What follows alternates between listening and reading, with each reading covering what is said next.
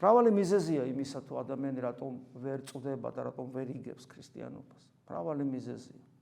თუმცა თუ თავს დავიმდაბლებთ და მოწაფის პოზიციაში ვიქნებით, არა მოძღვრების და არა მასწავლებლების, არ დაგვავიწყდეს მათ შორის ჩვენ არა ვართ მოძღვრები და არა ვართ წინამძღვრები და არა ვართ მასწავლებლები და არა ვართ მკურნალი. ერთია მკურნალი, ერთია მოძღვარი, ერთია წინამძღვარი, ერთია მამა, ჩვენი ზეციური უფალი, ჩვენი იესო ქრისტეა, ჩვენი წინამძღვარი, ჩვენი მოძღვარიც, ჩვენი მკურნალიც, ყველაფერი ის არის.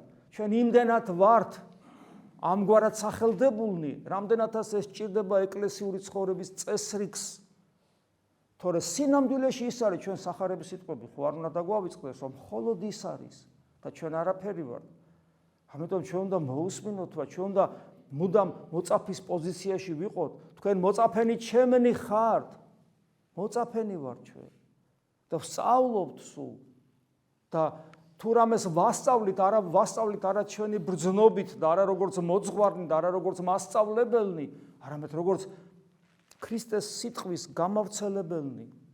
როგორც ფოსტალიოს წერილი ერთი ადგილიდან ადრესატამდე რომ მიაქვს. იქ რამეს არ ამატებს, იქიდან იქ მიაქვს, მეც არაფერს არ აკეთებს ხდელი. მეც არაფერს არ აკეთებს წინასწარმეტყველი. დანარჩენი ყველაფერი პირობითია, როგორც გითხარით, ეკლესიის გარეგანი ცხოვრების მოწესრიგებულობისათვის. ეს ერთგვარი მოდელი მოგცა ქრისტემ.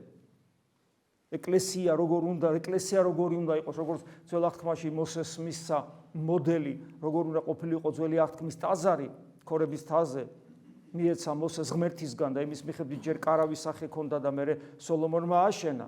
რა იყო ეს რა? რა საჭიროა ქვები, რა საჭიროა კარავი? ეს იყო ზეცის სიმბოლო. კარავი და მერე ტაძარი, ხო? კარავის ტაძარი იყო და რომელიც ღმერთის მიერ მოცემული ნახაზების მიხედვით გააკეთა პირობითად რო თქვა. რა საჭირო იყოს?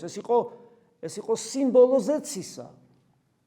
ასევე ეკლესიური წესრიგი არის სიმბოლო ზეციური იერარქიისა, ზეციური წესრიგისა. ჩვენ მოწაფენი ვართ, უფალი პეტრე გეუბნება, თქვენ მოწაფენი ჩემნი ხარ და რასაკეთებს მოწაფე? მოწაფე მუდამ სწავლობს და ყველაზე ძალიან რისიც ეშინია მოწაფეს არის ის, რომ არ აღმოჩნდეს მოძღვარზე უპირატესი.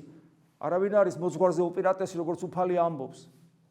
და არასწავლოს ის, რაც მოძღვრის მიერ ნასწავლი, ჩვენი ზეციური მოძღვრის, ანუ ქრისტეს მიერ ნასწავლის საწინააღმდეგო იქნება. რაც გამოცხადებით მოცემული სწავლების საწინააღმდეგო იქნება. ამიტომ სიმდაბლით, თავდაბლობით, მოწაფის პოზიციიდან მუდამ უნდა ვსწავლობდეთ ღვთის სიტყვას, გამოცხადებას და განვისწავლებოდეთ და მაგალითს ვაჩვენებდეთ, თუ როგორ უნდა იყო მოწაფე, როგორ უნდა იყო თავდაბალი, როგორ უნდა სწავლობდე მუდამ და როგორ უნდა ემორჩილებოდე მუდამ ღვთის სიტყვას.